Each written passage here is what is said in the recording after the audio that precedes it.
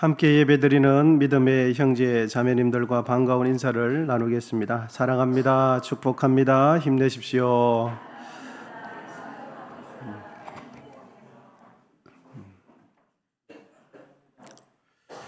이 시간은 시편 1편 말씀을 통해서 복 있는 사람이라는 제목으로 말씀의 은혜를 나누기를 원합니다. 이 시편 1편은 시편의 관문이자 성경 전체의 신앙 원리를 응축해 주는 내용이 시편 1편이 됩니다. 그런데 이 시편 1편은 우리에게 인생의 두 갈래 길을 가르쳐 줍니다. 하나는 하나님께서 인정하시는 복 있는 사람의 길과 다른 하나는 바람에 나는 겨와 같은 그렇게 허망하게 사라질 악인의 길, 이렇게 사람의 인생을 두 갈래 길로 인도해 주고 있습니다. 시편 1편을 말씀을 대할 때 시편을 대하는 우리의 시선들은 주로 3절 이하에 이 시편 1편이 담고 있는 형통함, 시냇가에 심은 나무, 풍요로움에 주로 머물곤 합니다. 그러나 오늘 본문이 우리에게 전하고자 하는 시편 1편의 핵심은 3절 이하의 내용, 형통함과 시냇가의 풍성함, 이런 내용이 그 시편 1편이 담고 있는 핵심 메시지가 아니라 그 앞에 있는 1, 2절 말씀이 3절 이하의 결과를 만들어냄을 교훈해 주고 있습니다. 그러니까 1편, 시편 1편의 구조는 마치 기차의 기관차와 그 기관차에 딸린 객차의 원리와 똑같습니다. 기차가 전진하기 위해서는 동력을 생성하는 기관차가 반드시 앞에 서게 되어 있습니다. 그래서 그 기관차가 여러 가지 종류의 객차를 쭉 끌고 나가게 되는 거죠. 기관차가 강력하게 힘을 내면서 바퀴를 굴릴 때만 비로소 그 기관차에 연결되어 있는 객차가 수많은 객차가 필요한 객차들이 다 딸려오게 되는 것입니다. 그러니까 우리 모두가 원하는 축복은 우리가 시편을 대할 때에 우리의 마음속에 늘 담기는 내용들은 본문 3절에서 6절 이하의 내용, 이 내용들은 본문 1, 2절이라는 영적 엔진이 가동될 때 비로소 따라오는 객차와 같은 부산물이 되는 겁니다. 엔진이 꺼진 기관차는 아무리 화려한 객차, 아무리 많은 그 좋은 물건들이 실려 있는 객차가 있다 할지라도 딸려오지 않습니다.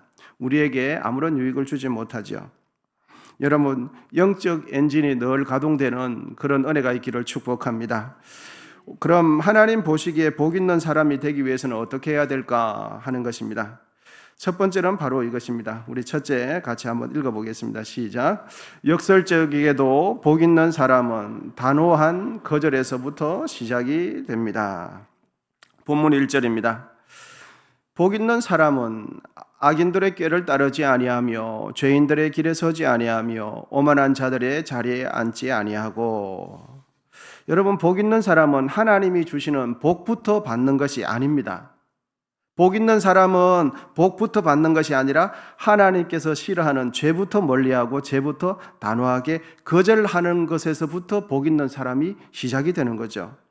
그래서 악인들의 꾀를 따르지 아니하며 죄인들의 길에 서지 아니하며 오만한 자들의 자리에 앉지 아니하고, 이렇게 시편 1편은 시작합니다. 여러분, 악인의 길을 따르지 않고 죄를 멀리하라는 이 말씀은 단순히 도덕적인 지침을 넘어서 누구의 영향력 아래 있어야 하는지를 가르쳐줘요. 누구의 영향을 받으며 인생을 살아가며 누구의 메시지에 귀를 기울이며 살아갈 것인가 하는 이것을 가르쳐주고 있습니다. 복 있는 사람은 가장 먼저 죄의 영향력 아래 있지 말아야 한다, 이걸 가르쳐주고 있습니다. 죄의 영향력, 악의 영향력 아래 있지 않는 것, 그것이 바로 복 있는 자가 되기 위한 시작점이에요. 1절에서 규정하는 악인은 사회적인 규범을 어기는 사람을 의미하지 않습니다. 그것과 함께 하나님의 주권적인 다스림을 거부하고 하나님 없이 자신의 지혜와 자신의 계획을 믿고 살아가는 그 사람이 악인이에요. 우리가 보면 전혀 악한 사람 같지 않아요. 정말 성실하고 정말 진실하게 살아가는데 하나님의 주권적인 다스림 받지 않는 그 사람이 하나님 보시기에 악인이 되는 것입니다. 하나님 없이 자신의 나름의 소신과 자신의 인생관, 뚜렷한 인생관을 가지고 철학을 가지고 열심히 살아가는 그 사람이 바로 성경이 말하는 악인이에요. 여러분, 잠언 14장 12절 말씀입니다. 우리 같이 읽어보겠습니다. 시작. 어떤 길은 사람이 보기에 바르나 필경은 사망의 길이니라. 아멘. 사람들이 보기에 다 괜찮은 분이에요.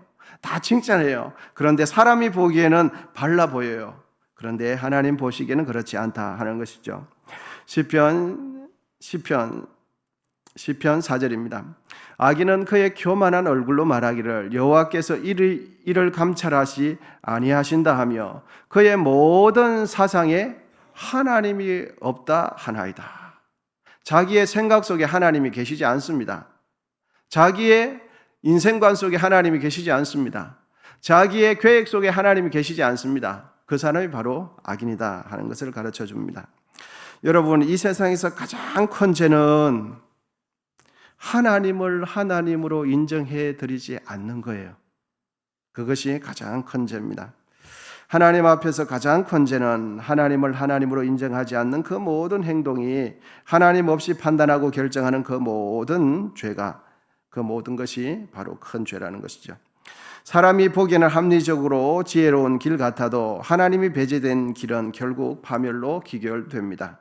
그러므로 하나님 없이 인생을 살아가는 모든 사람들이 죄인이기에 그들은 영원한 생명을 누릴 수 없게 되는 것입니다. 여러분, 영원한 생명은 하나님께 있습니다. 하나님이 빠진 인생은 영원한 생명을 얻을 수 없는 것이죠. 시편 36편 9절입니다. 진실로 생명의 원천이 주께 있사오니 주의 빛 안에서 우리가 빛을 보리이다. 아멘. 이 세상은 끊임없이 세상의 꾀로 우리를 유혹합니다. 하나님께서 원하시는 방식만으로는 이 험한 세상 살아갈 수 없어. 이렇게 속삭입니다. 적당히 타협할 필요 있어. 그것이 인생을 사는 지혜야. 타협을 위한 타협이 아니라 하나님의 영광을 위해서 양보하라고 그렇게 우리에게 속삭입니다. 처음에는 그러한 악인들의 조언이 한 귀로 들렸다가 한 귀로 흘러 그냥 지나갑니다. 그런데 그러한 악인이 주는 꾀를 계속 듣다 보면 그 말이 조금씩 우리의 가슴 속에 담겨지게 됩니다. 그러면서 우리의 생각을 타고 그 악인의 그 조언이 우리의 가슴 속에 자리 잡게 됩니다. 그러한 생각이 우리의 마음에 자리 잡게 되면은 그때부터는 악인에 의해서가 내가 움직이는 것이 아니라 스스로 내 생각에 의해서 어느새 내가 오만한 자리에 앉아 있는 것을 우리는 보게 됩니다. 여러분, 하나님 보시기에 복 있는 사람이 되기 위해서는 뭐부터 받습니까? 복부터 받는 것이 아니라 죄부터 거절해야 될 줄 믿습니다. 그것이 복을 받는 원리가 되는 겁니다. 거절해야 할 것은 거절하고 밀어내야 할 것은 밀어내고 수용할 것은 수용하는 것이 이것이 하나님께 복을 받는 첫 단계가 됩니다. 1924년 파리 올림픽을 앞두고서 전 영국인들의 기대를 한 몸에 받고 있는 육상 선수 청년이 있었습니다. 그는 바로 에릭 리들이라는 사람이었습니다.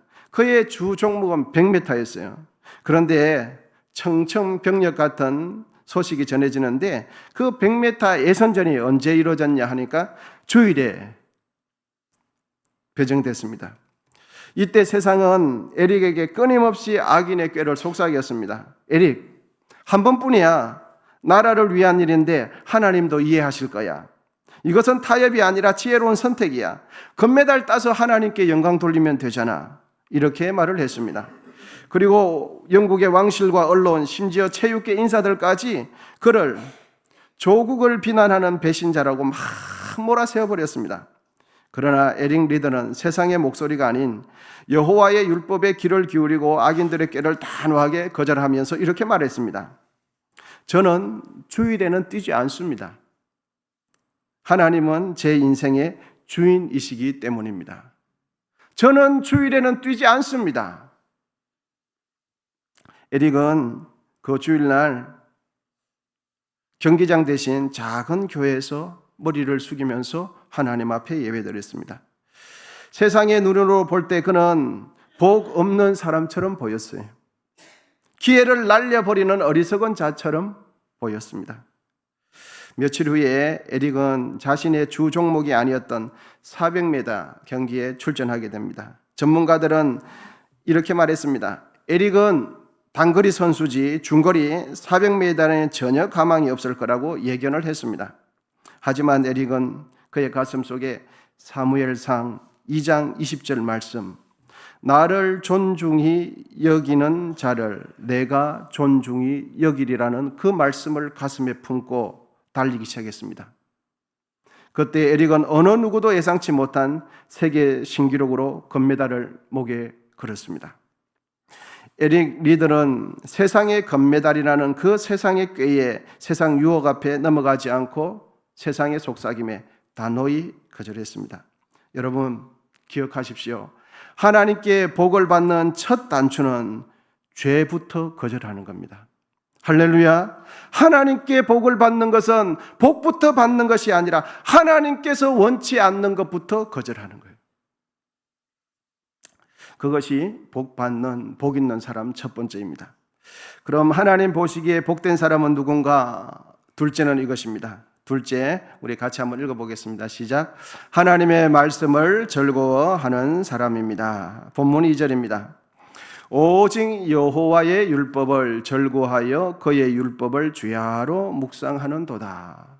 성경은 복 있는 사람이 누군가? 여호와의 율법을 즐거워하는 사람이 복 있는 사람이다. 이렇게 말합니다. 이 2절에서 율법을 즐거워한다는 의미는 단순히 마음이 뿌듯한 상태, 정서적으로 흥분된 상태만을 이야기하지 않고 내가 믿고 의지하는 하나님의 말씀이 나에게 최후의 승리를 줄 것이라는 것을 온몸의 전율을 느끼듯이 그렇게 하나님의 말씀을 의지하고 신뢰하는 것을 이야기해 줍니다. 그러므로 복 있는 사람은 하나님의 말씀, 여호와의 가르침과 권면과 책망을 무거운 짐으로 하나님 말씀대로 살아가는 것을 불편한 것으로 여기지 않고 하나님 말씀 자체를 심히 즐거워하며 사랑합니다. 여러분, 2, 3일 아무것도 먹지 못했다고 가정해 봅시다.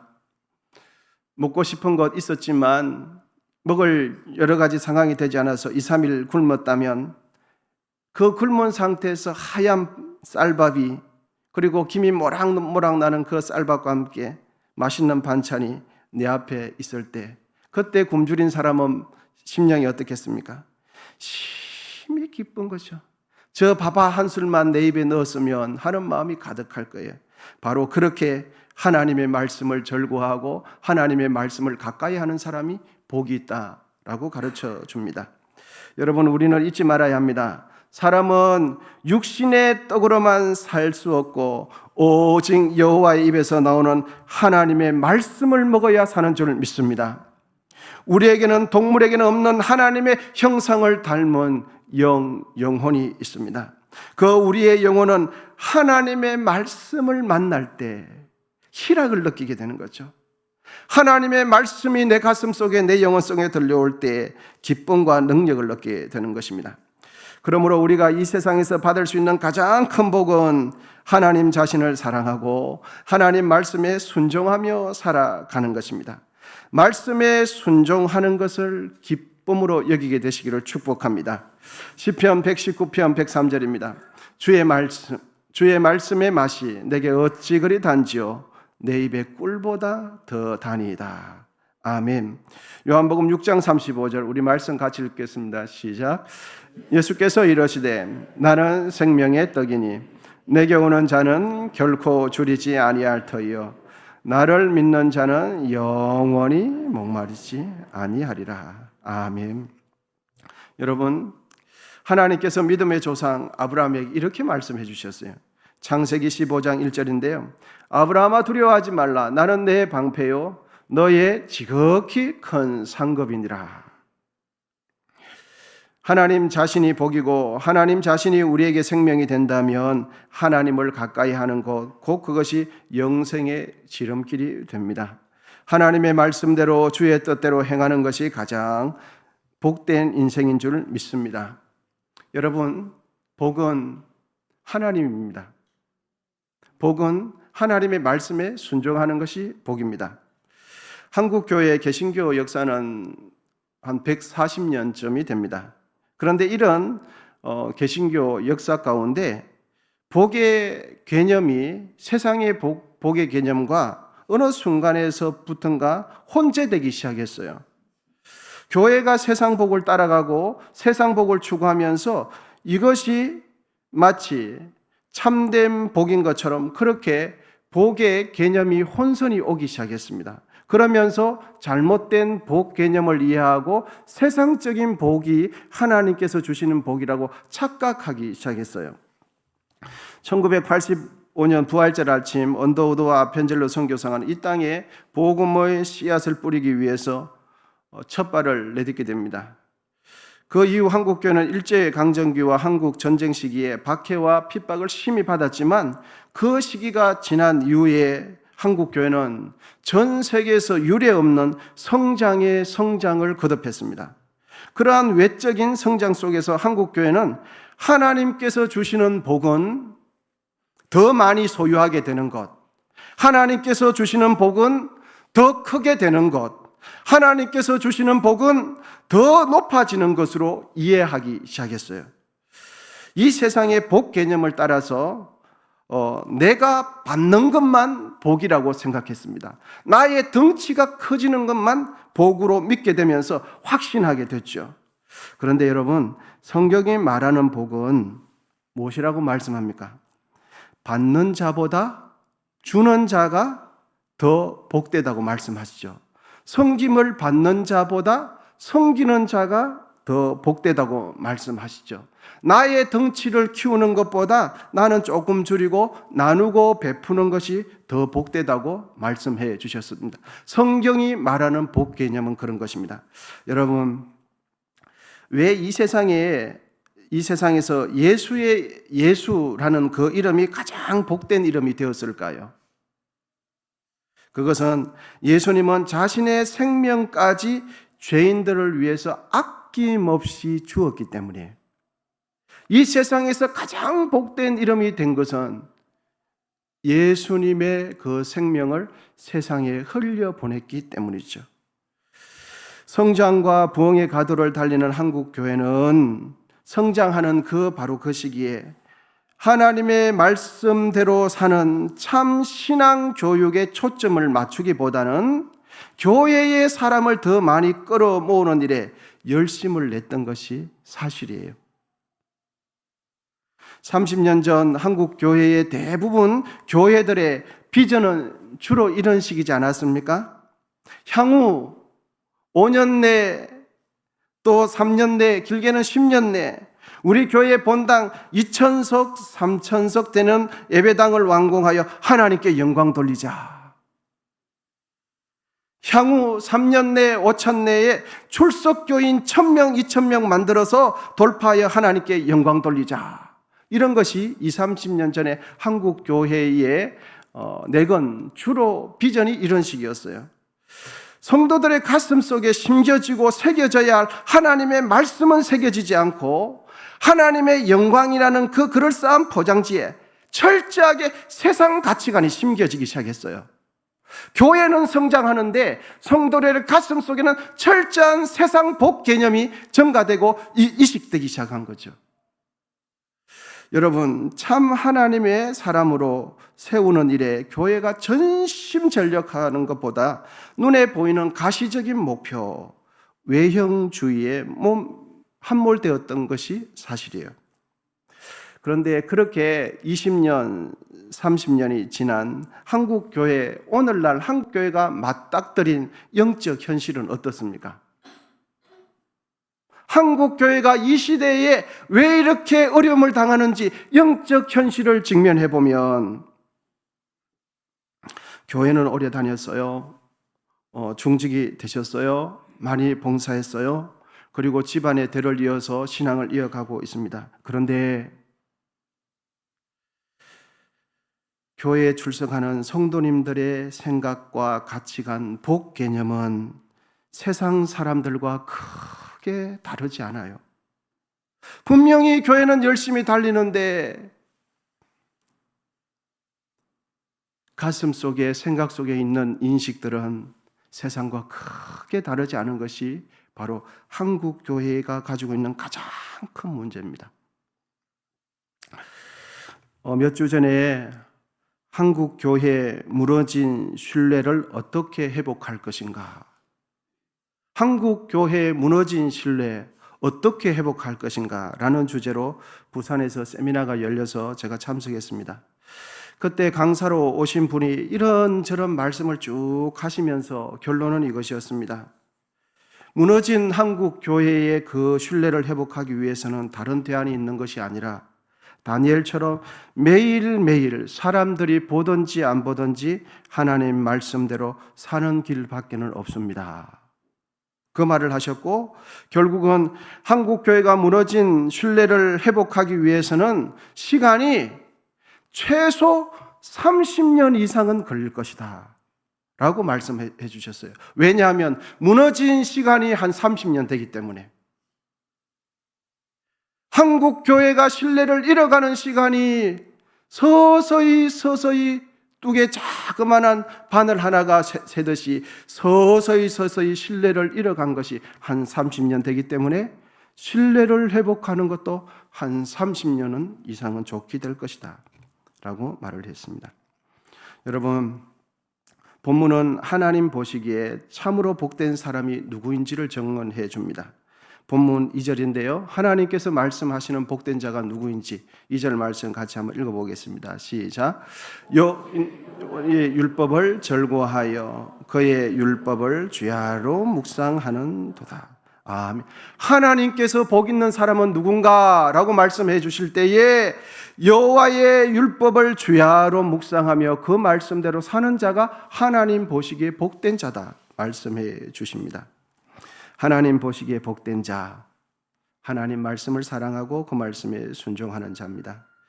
여호와의 말씀을 절거하는 자가 복되다라고 하는 이 말씀은 2000년 전 과거의 그때나 현재나 100년 이후의 미래나 1000년 이후의 미래나 영원히 불변할 것입니다.